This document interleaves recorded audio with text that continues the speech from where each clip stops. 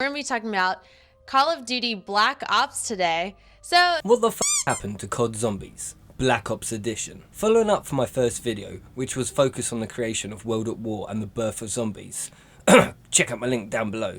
Today's video is focused on how this prototype started by one man grew and blossomed into a fully fledged game mode that will be forever loved and remembered in gaming history. The community has tasted blood and wanted more, so did Treyarch as they saw great potential in this game mode. And of course so did Activision as they saw a massive pile of wedge. Please, sir. I want some more. The amazing feedback and the fact that the entire community were hungry for more just enhanced Treyarch's passion and determination in creating the world that we all know and love. This is where Zombies truly took off, as people had started dedicating their YouTube channels to this, as this is when the game mode started to get somewhat of a cult following of hardcore and dedicated players, who pushed for high rounds and dove into the code of the game so they could discover as many mysteries as they could stick their teeth into. The 9th of November 2010, my internet was on the fritz as I sat in the corner of my room, sobbing, rocking back and forth. Black Ops had finally been released and the world went wild for the next installment of Zombies. I knew I couldn't wait to indulge myself in this game until I exploded. I was only capable of this as my parents thankfully let me bring my TV and Xbox downstairs for what felt like months, and I could sit and play it in the kitchen or in the lounge and just have the best internet I could. Thanks parents, you're freaking legends. Loving World at War's multiplayer, my young mind was just overwhelmed by how much they had improved and modernised Black Ops multiplayer. Having so many choices of kill streaks and ways to customise your character, I found myself mesmerised in its beauty, somewhat feeling trapped as I was locked in playing this for days on end, just tomahawking people across the map. Hiya! However, we're not here to reminisce on our multiplayer experiences, we're here to talk about zombies.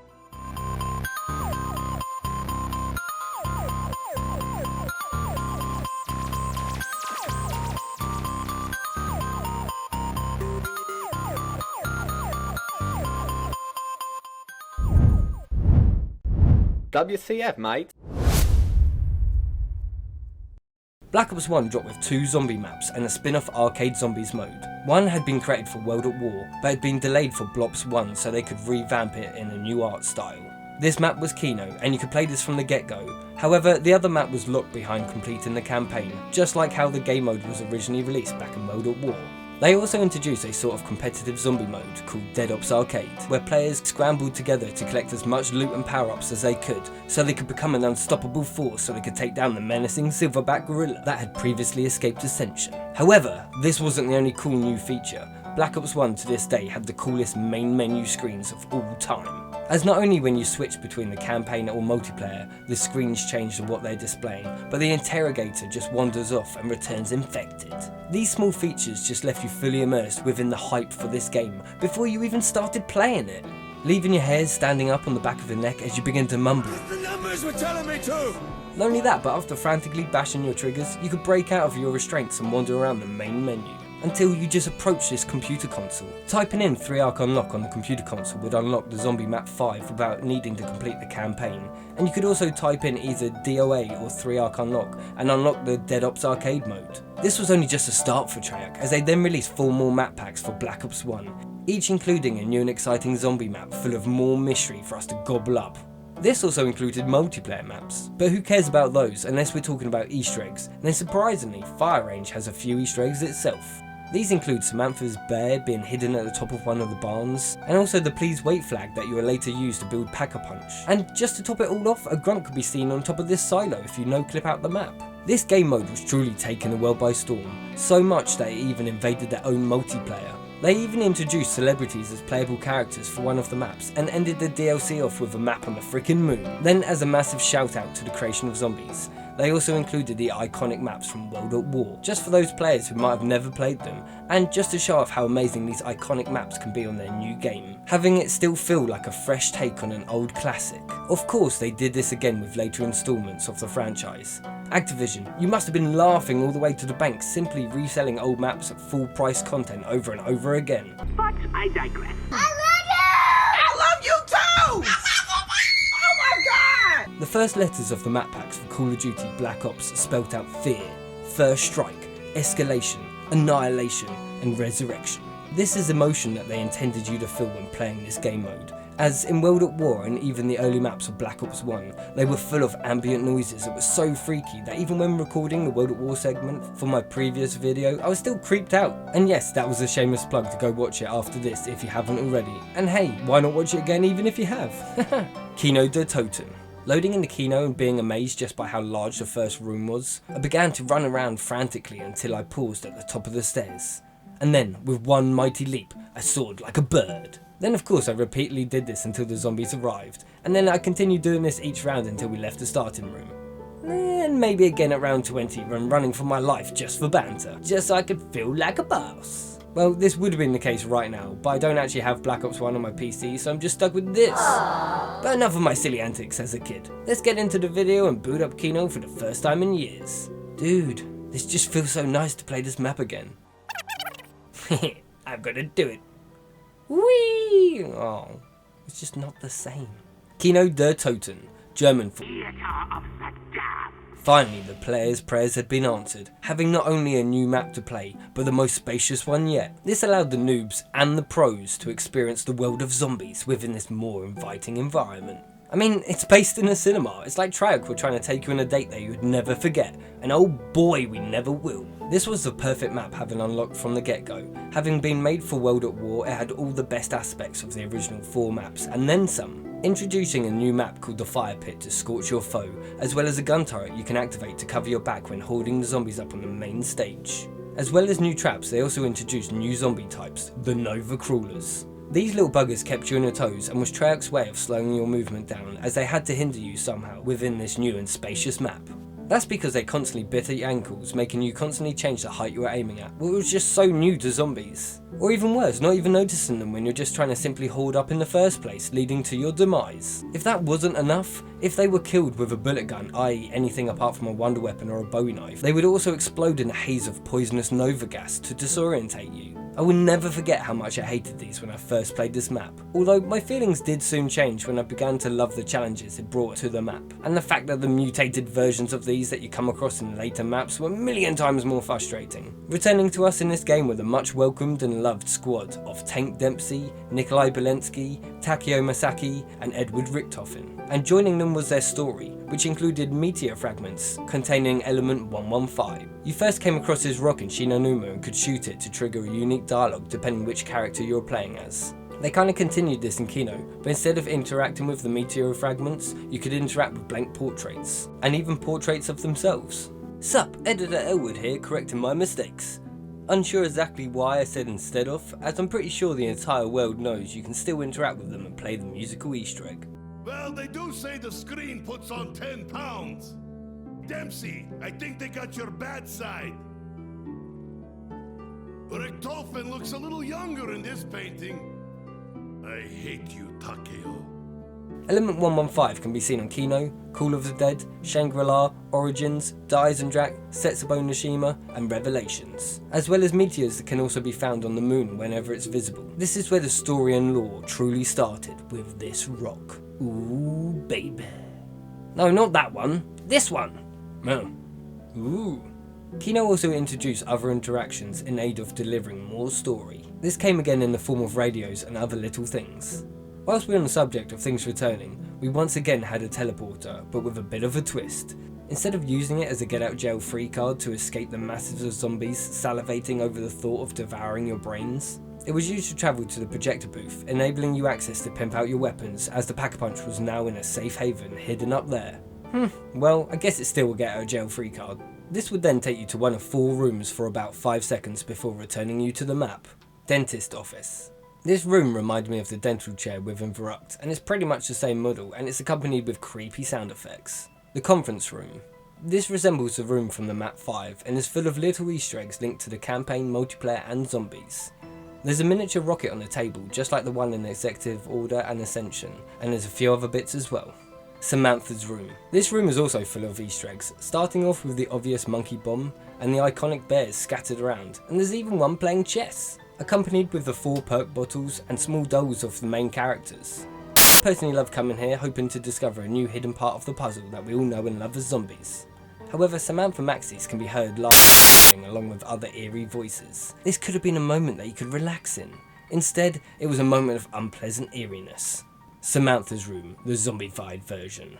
If you thought the bright and colourful bedroom was eerie, then this was the stuff of nightmares, bringing you to the same room, but as if it was created within hell itself. Blood is splattered everywhere, giving the room a deep dark red tint. Then fear just consumes you as you notice a giant bear towering over a pile of bears, as if he's just slaughtered his entire family of bears. On the Wii version, it's holding a massive Bowie knife, just like the teddy bear from the fly trap in Doris. Samantha can also be heard in the background as the same cry heard in Doris or the Giant when standing next to the furnace. These rooms can sometimes contain power-ups, and a film reel will have a chance to appear within multiple locations within each room. You can play them when placing them on the projector. Yeah, movie time! Wait, what? As we just mentioned the change that the Wii version had, I thought I'd mention a few more exclusive contents that only the Wii version has for Black Ops 1. There's an AUG wall buy within Kino, which I'm pretty jealous of. I wish we had access to that. The Pack-a-Punch camo is now also green. The Porter X2 ray guns camouflage is now black and orange. I have never seen this until now, and I love it! I might try remake this in one of my own maps. And also the Crust defibrillator can now revive players by meeting or shooting them. Unfortunately for the Wii users, they also didn't get the map 5 of Dead Ops Arcades, as they're not available within the Wii version. Whilst we're on the subject of changes, here are the Black Ops 3 changes. Is what I had written, but when recording this I realised who bloody cares, so I just deleted that, and instead I wanted to mention this. In Germany, the game was expected to be banned from public sale at the end of November due to graphic content, leading to the removal of all promotion and the game itself from public display in stores. This meant only adults could buy the game on request. The Federal Department of Media Harmful to Young Persons also received an urgent request to ban all international versions of the game based upon the Nazi content. Video games such as this were not treated as art in Germany in 2010. And I never knew this until I did my research, so now you know it too. 5. This map takes place during the events of Ascension. The Pentagon has become infested with zombies, probably due to the nasty experiments they did within their basement. You must play as 4 Cold War politicians trying to survive your impending doom. Wait, so 5 is called 5 due to it being based in a Pentagon? And that has 5 corners? Wait, what? Mind blown! Well, you learn something new every day. This map was pushed by the higher ups in order to link zombies with the story mode. Personally, I could tell the lack of passion behind this map. However, it did give the team the opportunity to take chances and risks with the new wonder weapon and playstyles. This map contains what I'd call the basic core features for zombies, referring to the 4 original perks as well as the Pack-a-Punch, which is secretly hidden in the panic room. Access is only granted after setting up the DEFCON level to 5, or obtaining a bonfire sale power-up. Hey wait, so they did add a new feature, the bonfire sale, allowing you to Pack-a-Punch any gun for 1k, which, I'm not gonna lie, was pretty damn cool. Fine, they added another feature as well, introducing the first ever buildable in aid to create a deadly electric trap. Woo! This map births the worst wonder weapon of all time, the Winter's Howl. This gun is just so terrible that it's hard to class it as a new feature. I mean, look at it! The Pentagon Thief is now a thing. Oh yay! Yuri will now come looking for you in a game of cat and mouse, and his goal is to steal your gun that you have equipped and escape with it. Dun dun dun! If you're lucky enough to slay him before he escapes, you'll be able to retrieve your gun and get rewarded with a bonfire sale. This tiny ass map also features Nova crawlers, making this map truly terrifying, as no matter what direction you try and run in, something was in your way, trying to ruin your day. To build on this horror, underneath the Pentagon is where you discover that they had been experimenting on pigs with Nova gas in order to create these abominations. Another new power-up was featured and became a saving grace of this map. When you're trapped within the tight corridors of hell and you just had nowhere to go, you just needed the death machine. Having the power of the gods at your fingertips for a short amount of time could be all that you needed to survive against the hordes, take down the thief, or cover your friends as they try and survive. Wait, I've got no friends from footage here. If crawlers were made from pigs, shouldn't they look a bit more like pigs? Kinda like this?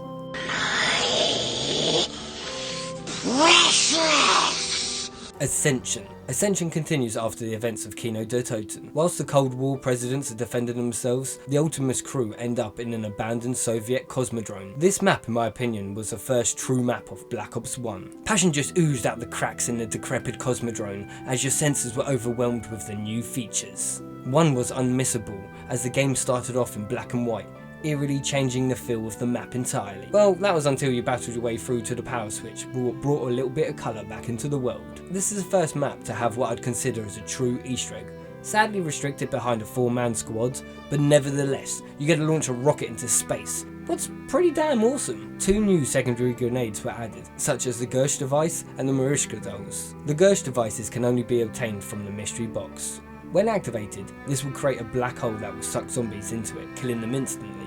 To my surprise, I read that you could get 130 points per kill if the player holds a ballistic knife. This only works on the map Ascension. If the player dives or jumps into it, they will be teleported to a random part of the map that they've already opened up. The only exception to this is on the map Moon, where teleporting with the Gersh device within the receiving bay will only teleport players throughout that area and not to the moon and vice versa. This device is an extremely effective weapon, as it can kill a horde of zombies without any hassle, and also gives the players a short siesta from the enemies. This weapon's effect is so effective that if you have a downed teammate, you can revive them without being attacked, just similar to the monkey bombs. Dare I say, maybe even better? Marishka dolls. This can also only be obtained via the mystery box.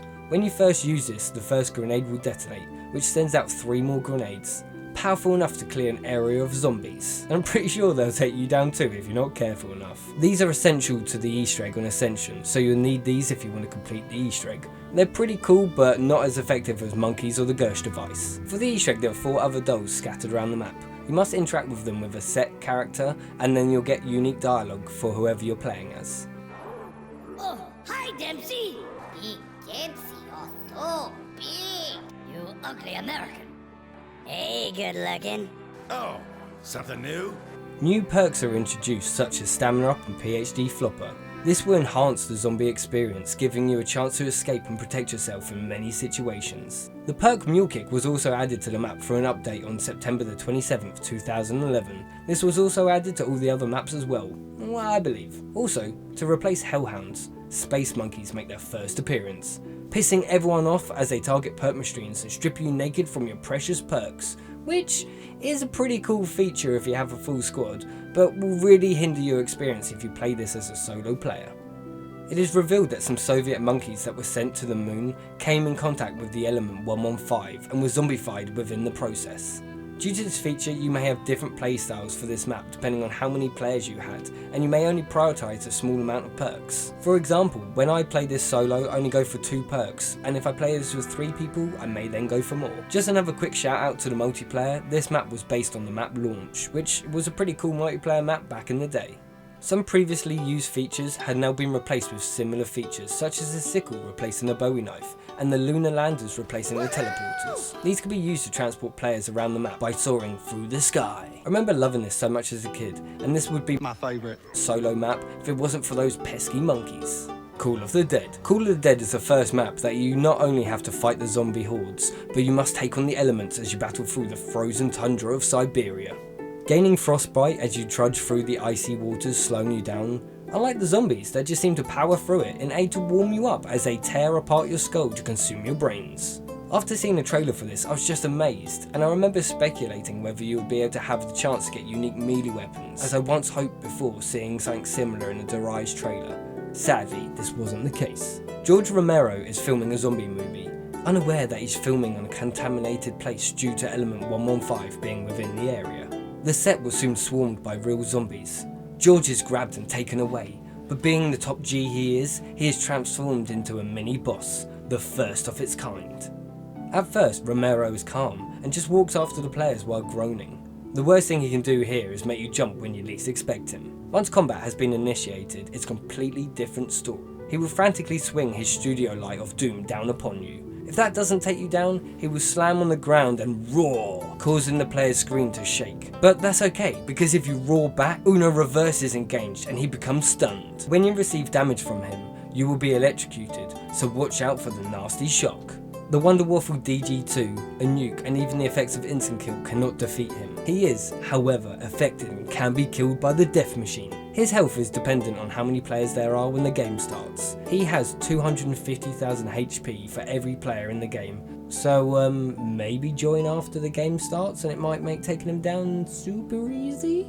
When you finally take him down, he will drop either a death machine or the Wonder Wolf. This is dependent whether the player has started or completed the Easter egg. If the player does not start the Easter egg, he will always drop a death machine. However, simply starting the first step of the Easter egg, he will always drop the Wonder Waffle. If you complete the Easter egg on solo, you will always be rewarded with the DG2 every time you kill George. If you follow the Easter egg, Richtofen will be instructing the 4 brand new characters on what to do. They are Robert Englund, Sarah Michelle Gellar, Michael Rooker, and Danny Trejo. You'll be instructed to retrieve a device for him. This is due to the fact that the OG crew have been teleported into a locked room by accident. This map for the first time features a moving pack-a-punch, which when I was a kid this frustrated the hell out of me. And I guess as an adult it still does too. The slide, flinger and zipline are used to transport players around the map. This can help you evade zombies whilst you're chasing down pack-a-punch. 2 brand new wonder weapons are introduced, the Scavenger and the VR11. As well as that, the Wonder Waffle DG2 returns just as a power-up. Having all these wonder weapons left you feeling like a true powerhouse. Topping it all off with introducing Deadshot Daiquiri to help those who just can't aim. The Scavenger is an explosive sniper that can be very destructive, although this can be hard to use and you can be caught out in a devastating explosion. This is all due to the delay it has before exploding, or just because I'm a noob. You decide! The VR11 turns the zombies into a human, causing the other zombies to chase him or her and try and eat them. You can also shoot teammates with this and it will cause zombies to stop chasing them for a small amount of time. Also shooting George with this will calm him down if he's angry. There's quite a few various Easter eggs hidden around the map. Of course we have Richtofen's famous radio diary entries scattered across the map. One of the most notable entries contained Richtofen's first encounter with none other than Tank Dempsey on Der Rise. This is the first Easter egg that we have that can be done co-op or solo. Within this puzzle, the aim is to release the original characters from a locked room and send them to a place known as Paradise, which is hinted to be Shangri-la. This is the first map to have both an intro and an outro, and I guess we have the celebrities to thank for that.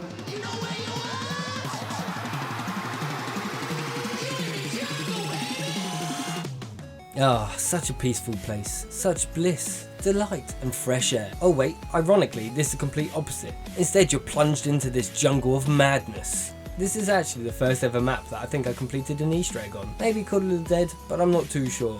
I definitely remember grabbing the meteor at the end, and everyone had gone down, and I think I survived about 20 seconds with Perkaholic.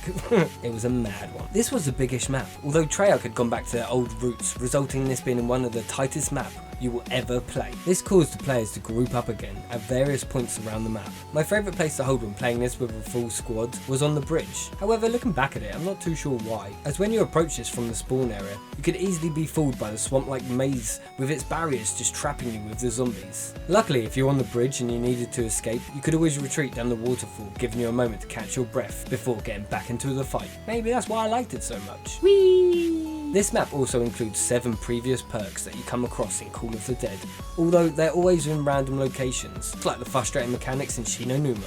Mixing things up again, they included a minecart so you could escape in style. Also a slide and other features are used to transport the players around the map. The 3179 JGB215, you know, the shrink gun, makes its debut for the first time in this map and stays here and is never seen ever again. This would allow you to shrink the zombies down in size, allowing you to run through them, which was really handy for how tight this map was. However, being the main wonder weapon and only one player could wield this contraption, it was a bit of a letdown, and I'm not gonna lie, I would love to have seen it if 4 players could wield this gun. I wonder if there's an asset for this gun out there, and if so, I think I might need to put it in my next map and allow 4 players to use it, or even 8! God damn, I do like myself some custom zombies with mods. Let's rock your friend! Mini boss zombies were here to stay. Shangri-la housed 2 new boss zombies. One being a napalm zombie and the other was a shrieker zombie. Well, I guess there was another mini boss in the appearance of a friendly looking monkey that was just waiting to steal your power-ups. The shrieker can be one scary mofo, as you won't notice him at first running through the halls until he gets right in your ear and screams in your face. This will concuss the player, causing them to be dazed for a moment, or entirely lose the sight of your target and have your brains eaten out of your skull like a coconut. Coconut. However, if you kill the shrieker, it will cause the surrounding zombies to scream out in pain, clutching their heads and then dying. The napalm zombie is what it says on the tin, a zombie full of napalm. Get too close to him and your skin will ignite and peel off your face as he heats up the area around him. Try and give him a hug and he will be enraged and explode his napalm goodness all over you. normally resulting in you dying. Unless you're being cheeky and you run past him to trigger the effect, and then running the hell out of there, causing him to explode and just blowing up all the zombies and the terrors of the jungle. Don't worry though, this friendly monkey's got your back. Oh wait, no he doesn't. This feature will cause the monkeys outside the map to enter the battlefield in order to steal your power-ups. The power-up will also change whilst it's within the map on his back, giving you a chance to swap out a nuke if you don't really want one and aid to try and get a double points. But be quick about it, these little buggers will run fast and won't stop unless you put a bullet straight between their eyes. You can also shoot them beforehand, just for banter. This is the first time that they change how you activate power. You now need to pull 2 levers. Woo! This map also has a major Easter egg. The Eclipse Easter egg. This is a really long Easter egg that features a focusing stone and a lot of tedious steps and teamwork. Welcome the appearance of spike maws, very similar to claymores, however they explode with deadly spikes when activated. I never think these should have returned in another map. If paired with instant kill, you can gain up to like 4,000 points with a single spike maw. Pretty damn awesome. I quickly want to run over some little facts about this map. This was the first map to actually feature a female zombie, with the second one being Green Run and the third being Berry. This is also the first map to have pressure plates to activate traps. That can be annoying or helpful. I'm not gonna lie, I also have a list of differences between the Black Ops 3 version as well, but to be honest, I don't think any of you really care, and I know I don't. So, Moon. Treyarch doesn't disappoint. Each map so far has continued to expand the world of zombies, introducing new features every step of the way, perks, guns, and even boss zombies. Treyarch was about to score another home run, as they'd once again delivered another masterpiece, knocking it out of this world. Experiencing Moon for the first time, most people ignored the obvious signs that they should get the hell out of Area 51. Although this was only ignored as players wanted to power through, hoping that they could pack a punch a weapon or get enough to get a perk before they could ascend to the moon. This is the only place you can come across hellhounds in this entire map, just in this one small area. If you're able to make it to the hangar bay, evading the pimped out zombies, you will notice one of 2 perks, Jug or Speed Cola. These will change location throughout your game, and the other one will be sitting on the moon. Activating the teleporter pad within the centre of the bay will warp you to Griffin Station on the moon. Preparing to take your last breath, you must run and acquire the spacesuit, which is called PEZ, Pressurized External Suit. Then just proceed on as normal by restoring the power to the map. Upon doing so, certain areas of the base will become secured, restoring gravity and air to these selected areas. You can tell if there's air just by simply jumping, walking, or just take your helmet off and wait and see if you begin to suffocate. After you turn on the power, 3 excavators will try and breach the base. They are giant machines that will soar into the base, destroying anything within their path, including you. In order to shut them down, you must get a hacker device, which is found in one of the desks between Double Tap and Deadshot Daiquiri. Use this and begin to hack one of the 3 terminals within the starting room near Quick Revive. However, be warned, when you pick this up, you will leave your helmet behind. This prevents you from going outside Griffin Station, although if you're smart, you can either teleport back to 51 and back up onto the moon base, or use the Gersh device and enter the black hole, and maybe just get caught by the astronaut to teleport around. Astronaut zombie? Hell yeah, the hunky man in the Pez suit you run into as soon as you enter Griffin Station, he has the power to bear hug you until you pop into another location. This could be anywhere around the map that you have already opened up. This will cause you to take some slight damage, so be careful if you decide to do this as a means of escape. Oh yeah, how did I forget? This also steals your perks when you do this. You are able to kill him and seek revenge, although they have a lot more health than the average starter zombie, so don't hold back. Once you kill him, they'll explode, blasting back a massive shockwave. The shockwave may kill zombies nearby. Woohoo! Using the hacker, you can hack various things around the map, such as mystery box, doors, barriers, and the gate around Pack-a-Punch machine. Launcher pads are also introduced within this map. Once standing on them, they will launch you within the air to a safe pad that will cushion your fall. No surprise, the dreaded Nova 6 crawlers return to the moon, just so they can trip you up so you drift off into the darkness of space. So make sure you obliterate every last one you see! This time you do not need to turn the power on for them to come. Instead, once you open the door that leads to Double Tap, they will appear. To top this off, they've been pimped out and mutated and will now teleport across the room, making it even harder to run past them. One silver lining is if they explode their smelly gas all over you whilst you're wearing a Pez suit, you won't take any damage from the gas. Oh yeah, and this map has an insane Easter egg where you get to blow up the freaking planet. Oh, you thought Treyarch were done? Well, you're wrong. Also dropping within this final DLC pack are the 4 OG maps from World at War. I'm pretty sure there wasn't even a multiplayer map. They all came with their own slight changes that I shall try fly through right now. The main few changes within all the maps that the Marines have been replaced with the OG crew, and all the World War guns within the box were replaced with the Black Ops 1 guns. Der Toten. Simply modified with a small Easter egg and graphical modifications, the most important change, and the one that we're all grateful for, was the introduction of Mule Kick to this unforgiving map. This gives you a sliver of hope that you can survive just that little bit longer, unless you're blessed by the zombie gods with the return of the Thunder Gun. Now being the map's main wonder weapon, this could carry you to high rounds that you didn't even think were possible within Der Toten. Verrucht. Continuing the trend, Mule Kick was included to the map, accompanied by the wonder weapon from 5, the Winter's Howl. Personally, I was slightly disappointed the Thunder Gun wasn't added to this map, so I tend to just play the OG version, Shino Numa. Once again, Mule Kick was added. To be honest, I should have put this in the beginning bit. Mule Kick was in all the maps. Just because the only other changes were just graphical improvements from this point. The Rise. Mule Kick was added. That's it. Please keep your hands and legs inside the ride at all times. Black Ops 2. Black Ops 2 was one hell of an emotional roller coaster due to the first real friction brewing in the community. Die Rise is not a bad map. Yes, it is. Due to the Division. Dude, the fun map layout, dude, the layout is so f***ing dog shit. It is the worst laid out map of all time. I don't care what anyone says. Although that was only due to a few maps, and I wasn't the biggest fan of the new crew, which didn't help for me personally. This crew was a Victor's crew. This consisted of Samuel J. Stuhlinger, Abigail Misty Bryerton, Marlton Johnson, and Russman. Why does everyone else have loads of names and he just has Russman? Oh well, I digress. However, they really redeemed themselves in the later DLCs. Personally, I loved a few of these maps, including Tranzit. However, these maps would lead to the division of the community due to the first time players didn't enjoy all the changes that were made.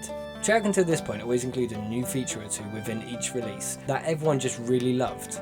However, these new features they didn't, such as the buildables, things like the turbine that just reduced the effectiveness of power, with it only being active when placing a turbine in a set spot.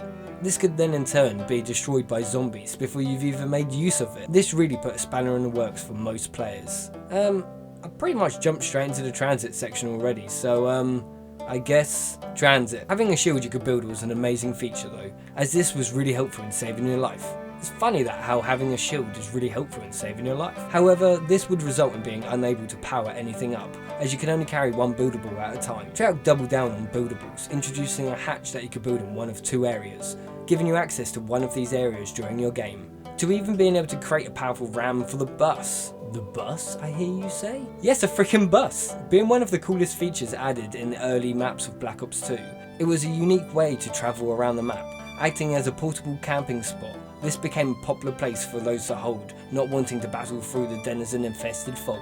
These new creatures would latch onto your face and kill you if you couldn't escape their grasp, or be saved by a friendly comrade. However, the bus had its downsides. When arriving at each bus stop, it would block the only viable hoarding spot in each area of the map, resulting in so many hordes being ruined as your path is now blocked, assisting the zombies in taking you down. Having nowhere to hoard mixed with a massive map connected by frustrating encounters slowing you down, I'm not surprised a lot of people didn't like this map. I did quite enjoy this map as I felt kinda free for the first time ever in zombies, as if you grab the Bowie knife early on, it made these encounters just super easy. So I'd personally tend to hold an area until it got too ropey, then I'd move on by foot and completely ignore the bus. Mostly playing this map 2-player with a friend of mine, we would hold separate areas and just communicate when we were moving to the next area. This was super easy as we played this sitting next to each other, and we'd load in with a guest account, wait until the match was just about to start, and then we'd sign out our guest account so we could play as 2-player. Because if I remember correctly, there weren't such things as private matches back then, you either had public or solo. Tombstone was introduced as a bit of a safety blanket for the large scale of map. Knowing players wouldn't always be able to get revived, they would still have a chance to keep all their gear. This perk is used when the player goes down. They would be giving a message saying, "Don't feed me to the zombies." Activating this, the player would take their own life and a tombstone power-up would spawn in their place. This would store that player's entire inventory within that power-up, and could then be collected once they respawn. Their Avogadro, Electro, or oh shit, he's back, is formerly known as Cornelius Purnell. He's a humanoid made of pure energy from the elemental shard. He only spawns in once the power has been turned on, and then will spawn in the next round. Storm clouds form in the sky above, indicating his arrival. If the players are on the bus when he spawns in, he'll attach himself to the bus and shock it and everyone inside. If he stays on the bus long enough, he'll short out the power of the bus, shutting it off. While he can't permanently be killed, he can be temporarily defeated with an EMP grenade, or by any melee attack. Once he's been defeated, he'll cry out in pain and fly off into the sky for a couple of rounds, before he returns and tries killing you all over again. 2 features that I loved most were the bank and the fridge. the fridge being a mechanic that you could use to store any gun inside. This just changed the formula of how people played zombies, as they would now rush around to retrieve their stored weapons within the early rounds, so they could be more prepared for the onslaught of zombies. If that wasn't overpowered enough, the bank would let you store points that you could retrieve in this or other games, in theory giving you an infinite amount of points depending on how much you could store. I remember playing this map just to hoard up points in order to make it easier when playing with randoms or even doing the Easter egg. I love this so much that with the help of my friend the Script King, I actually managed to create a bank system myself in my own map. That once you stored points inside, each round would increase the amount of points you had by 35%. So make sure you check it out because it's pretty awesome. It makes zombies really easy. For the first time ever, apart from Dead Ops Arcade, Treyarch developed a few new zombie modes for Black Ops 2, featuring Grief. Two teams, the CDC and the CIA, are placed against each other by Richtofen for his own entertainment. They must battle it out in order to survive the hordes of the undead. Last team standing wins. Survival. The features of this mode can vary depending on what map you're playing, but overall the premise is that you must, survive. Limited or reduced to no perks and a thin selection of weapons, you must outlast your opposition. And turned. Within this game mode, every player is on the zombie team, and the first one to find a cure power-up becomes human. The zombie players will now target the human in order to become one themselves. There were also two cut game modes that were pretty much finished, called Meat and the other one was called Race. Meat would have had two teams split up on each side of the map, and then you would pick up and throw a meat to the opposite team, luring the zombies over to target them. Race would have you race your opponents across Tranzit without tripping over your shoelace. Die Rise. Die Rise occurs in post-apocalyptic China, where you must survive against the undead that have climbed upon two skyscrapers in order to get their lunch.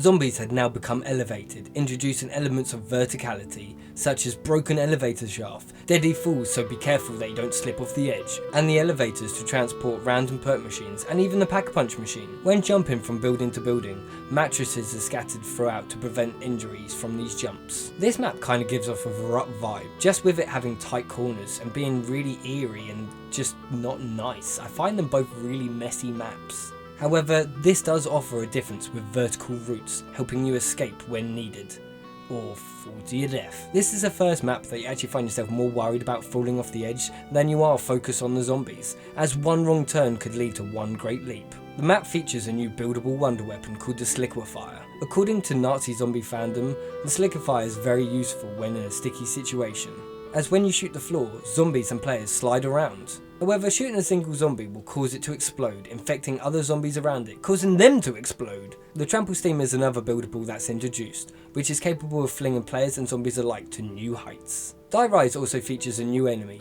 called the Jumping Jack, the newest mutation of the crawler zombies. However, they're somewhat a million times more annoying. They come every 5 to 7 rounds, just like their hellhounds, and they jump around the environment, making it a nightmare to hit them.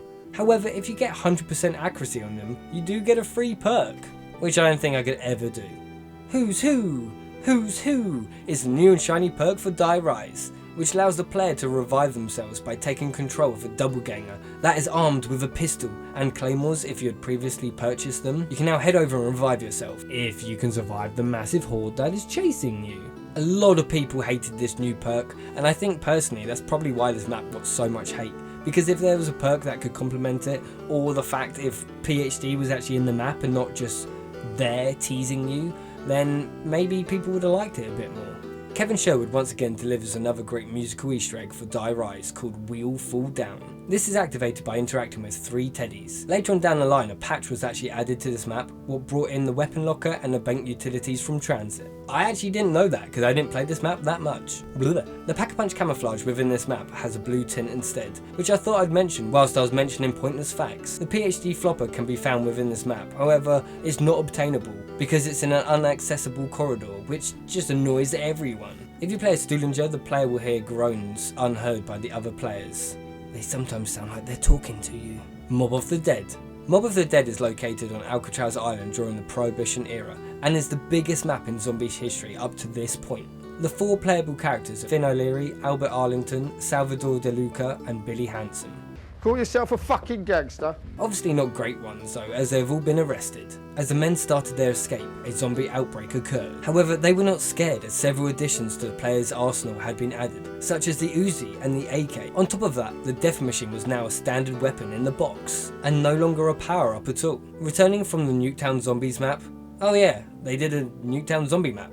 Yay! The LSAT is featured, as well as a fire cell power up. Not only that, but there's a new wonder weapon, the Blunder Gat, which can be upgraded to the Acid Gat using an Acid Gat kit. Yes, another buildable. This is a very powerful shotgun, but is very limited on ammo, so use it wisely. If that wasn't enough, there's also a unique tomahawk weapon called the Hell's Retriever, a boomerang type secondary grenade, and god damn it was pretty awesome. On top of that, there was a new perk called Electric Cherry. This, when you reloaded, would electrocute any zombies around you, and was definitely the best new perk of this era. This map also introduced some pretty cool new mechanics to the game, such as the dog heads, that once you have fed enough zombies to, you would get one great reward, as well as new traps like this awesome acid trap, and even a new transport system called the Gondola. This is all in order to help you survive and take down the new boss zombie, better known as a Warden or Brutus. Not only will he try and slap you around the face, but he will also disable perk machines, workbenches and the mystery box. Reactivating them requires 2,000 points. On top of that, the cost scales up by 2,000 on each utility he disables in a single round. You can kill him, however he will later respawn similar to George Romero from Call of the Dead, not having his own separate rounds, but appearing just when you least expect him. Upon killing him, he will reward you with a power up. And when doing my research today, I did find out that he will actually spawn in if the players spend too much money spamming out the box, and he'll just spawn in and try and kill you. Oh no, things don't stop there. This map also introduced us to a mind-boggling mechanic called the Afterlife. Triggering this panel will cause you to enter Afterlife, and within this mode you can shock and levitate. And the most important feature, you're now immune to attacks for a short amount of time. The main use of this was to unlock new areas and objectives that will become available to the player to complete once you're in this mode. This can consist of such things as turning on the power and activating cell doors so you can collect up power-ups within them. You also need to use Afterlife so you can power up the perk machines throughout the map. This mechanic will also assist them in escaping Alcatraz after building Icarus. Players can now fly to the Golden Gate Bridge and pack-a-punch their guns, later using the electric chairs to return to Alcatraz. Goes the weasel. Easter eggs have now been taken to an entire new level. Some would even say it's been pack-a-punched, but they would be stupid. Go away, you! This is because it's the first time ever in Zombies that the players can actually complete a game by ending their match without being killed by a zombie. It also marks the first time in Zombies history that the playable characters can become hostile to one another. This is due to the completion of the Easter egg, as the players that are controlling Sal, Billy and Finn will have to kill the player controlling Weasel, or vice versa. This brings us not one, but two endings. Will you break the cycle and escape purgatory? Once you break the cycle, the game ends. But not before we trigger the jump scare. When on the roof where the plane is assembled, if the player has a sniper rifle and scopes in at the firework display in the distance, a distorted picture of a face will flash up on the screen. No shit! This will be accompanied by a high-pitched scream. Wait, or was that me?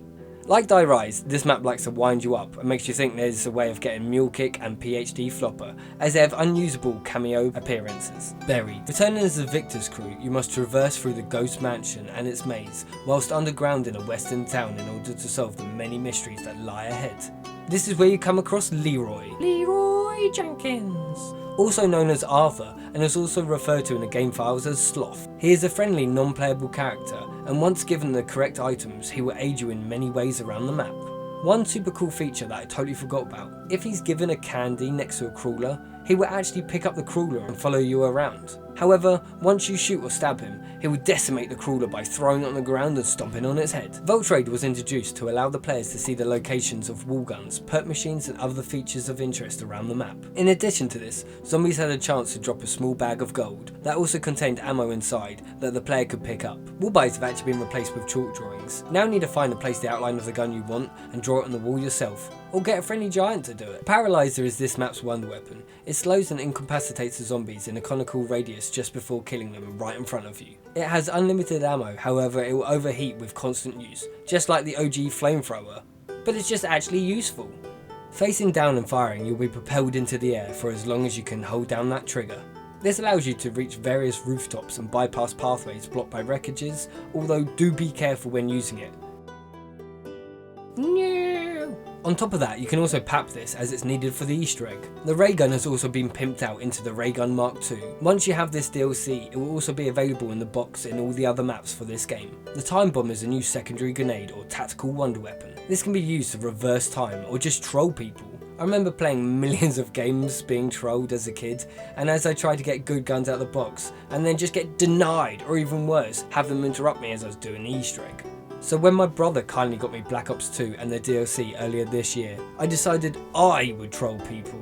Well, I'm not gonna lie, I freaking enjoyed, and I totally get now why they did it. They might kick you in a minute. However, when using the time bomb, doors opened or things broken by the giant, as well as buildables created and placed, or the Easter egg progression will not be undone. This means a player can drop a time bomb, withdraw their life savings and use it to open/destroy everything on the map. Then detonate the bomb and ensure that their money will go back into their bank safe and sound. I did actually make a video on the terrible attempts of replaying Black Ops 2 after many years, so if you want to check that out, I'll make sure I leave a link down below, if I remember. You'll stumble across ghosts within a spooky mansion. Once you're inside the mansion, you will be relentlessly harassed as they attack you, stealing 2,000 points each hit they deal to you. 2 new buildable additions have crept their way in, one being the head chopper and the other being the subsurface resonator. When getting the bullseye on the dartboard in the saloon with the ballistic knife, the piano behind the player will start to play by itself. If the player now goes through to the back of the mansion just before you leave the maze, a ghost can be seen playing the piano. If you now tip her 10 points, she will give the player a perk. Also, the piano can be played manually in the saloon by tapping the use key. An Easter egg tracker machine can be found within the courthouse. This shows which players have completed the Easter eggs on Tranzit, Die Rise and Buried. It also shows the players if they have completed Richtofen's or Max's path off the Easter egg. It's a pretty cool feature. Why has this not returned? I can tell you something that never returned, and this was the last map that it did though, was the fridge and the bank. They weren't on any map after this one. Origins. Richtofen's finally back and in charge of leading the old squad through what is probably the most loved map of BO2. You are thrown in the trenches of France in World War I, and you must trudge your way through the crater-ridden battlefield in order to make it to the crazy place. On your way you will come across colossal robots you can hijack in order to create elemental staffs to aid you in your victory against the Apothecons and save the world. Mixing up guns from Mob of the Dead as well as World at War, you felt fully immersed in this much awaited adventures of the OG crew. This is the map that we'd all been waiting for. This map is the first map to offer 9 perks to choose from, such as Quick Revive, Juggernaut, Speed Coda, Double Tap, Stamina Up, PhD Flopper, Deadshot Daiquiri, Mule Kick and Electric Cherry, although you can only have 4, unless you complete the Ritual of the Ancients, as doing this you can obtain Double Tap giving you a 5th perk, so make sure you don't buy it. On top of that, you can actually obtain a golden shovel. Me again. You can acquire this by digging up around 30 dig sites. Then whilst under the influence of zombie blood, you can find and dig up 1 red dig site. You can do this once per round and it will give you an extra perk slot. Origins is the first map where zombie blood makes its debut. Once picking up zombie blood, you will go into a zombie-like state where zombies will leave you alone, allowing you to run away screaming. This map has a hell of a lot going on in it, with challenges and rituals that give you various rewards, so much that you can even receive an upgraded weapon of one that you already have, allowing the player to have 2 different versions of the same gun. Power is initiated by capturing 6 generators by filling them up with souls. Also completing the challenges for 4 chests around the map will award the 1-inch punch. This is an overpowered melee attack that I think they should have continued in every zombie map here on out. However, this sadly wasn't the case. Once all the generators have been activated by souls, the Pack-a-Punch machine can be accessed at the top of the excavation site. Frustratingly, the Crusader zombies can now spawn in and destroy the generators around the map during any standard gameplay. So you must become a babysitter and look after all the generators, otherwise you'll lose power and the benefits to that area. Dig sites are also a really neat feature that was introduced to the map, as you're now able to dig these up and get all sorts of goodies. These can be power-ups, to guns, and even a free perk slot. The tank is used as transportation around the map. Wait, what? A tank? Oh my fucking god, that's awesome! There is now a tank that you can sit on to save your little legs when you're feeling tired, as this can aid you around your travels through this tough terrain around the map. And this can also help you with the Easter egg. On top of that, a golden helmet can be acquired, protecting your little brain from the giant robots. Blood money, which is the same as bonus points, could also be found within this map. And on top of that, within dig sites, the Ice Staff, Fire Staff, Lightning Staff and Wind Staff are this map's wonder weapons. They all harness different elemental powers of mass destruction. This, accompanied with the G-Strike as a new tactical wonder weapon, just made you overpowered, and on top of that the 1-inch punch as a melee wonder weapon? Whoa! This map truly made you feel like a god among men. Wielding these great new abilities will help you against the new mini-boss of the map, the German tank soldier, the Panzer Soldat. Not only having a large pool of health, he can either grab you as you try to escape, but once you're in his clutches, you must either kill him or be killed yourself. This map has an overwhelming amount of tasks that you must achieve, and parts that you must collect. However, once doing so, you actually felt rewarded for your efforts, becoming more powerful in a battle against the undead. Jimmy Zelensky had been the head director of Zombies now for many years, and together with his team they'd created some amazing maps that will never be forgotten. Developing Jesse's great idea into multiple maps, now with Easter eggs, wonder weapons and crazy mini bosses, had now made impressions on all our hearts and on gaming history. Although, it was now time for another great Zombies creator to step down. Jason Blundell had taken the lead on the creation of Mob of the Dead and Origins, which 80% of the community loved over the other maps off BO2. With Jimmy pushing each map to the game engine's limits, causing reduced quality in the gameplay and enjoyment that can be had on the experience, to Jason who sculpted two masterpieces that many people couldn't find reasons to falter, as he introduced new mechanics without the players feeling hindered or restricted, unlike with some of the features that Jimmy introduced. This is part of the reason Jimmy left Treyarch, and for the following COD installments, Jason Blundell had now taken over as the main director of Zombies, and the community went wild for this. However, that's all we have time for in this episode of what the f*** happened to COD Zombies, as once again this video has gone on long enough, and my throat is killing me, as this is the most I've ever spoken in a video. So stay tuned for the third part of what the f*** happened to COD Zombies, and the easiest way to do that is to subscribe. It's free, and it really helps the channel out. I'll be covering the last few Blops games and then getting onto how Vanguard and probably Modern Warfare 3 Zombies is going to destroy zombies. Well, at least the zombies that we know and love in the final episode. But until then, don't you dare forget, you guys are amazing, where I am Elwood from Not So Serious Gaming. Hope you have a great morning, evening, night, whatever time of day it is. Hope you have a great one and peace out. Thank you so much for making it to the end. This has been pretty hard for me to do, so I really appreciate it to all of you who made it to this point right now. You're freaking legends. The f*** was that?